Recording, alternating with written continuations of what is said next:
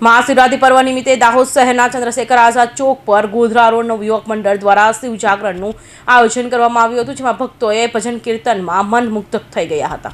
દાહોદ શહેરના ચંદ્રશેખર આઝાદ ચોક નજીક આવેલા હાડા ટેન્ટ હાઉસની સામે મહાશિવરાત્રિ પર્વ નિમિત્તે રાત્રિ જાગરણનું આયોજન કરવામાં આવ્યું હતું, જેના આયોજક ગોધરા રોડ યુવક મંડળ દ્વારા શિવ મહાદેવ પ્રસાદ પણ રાખવામાં આવ્યું હતું।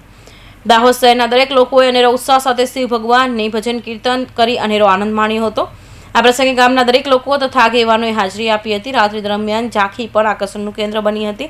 ભગવાનની વેશભૂષા ધારણ કરી આવેલા કલાકારો રાત્રિ જાગરણનું માહોલ જમાવ્યું હતું। ત્યાં બજરંગબલી, શિવ પાર્વતી, મહાકાળી તેમજ અન્ય કલાકારો દ્વારા વેશભૂષા ધારણ કરવામાં આવી હતી।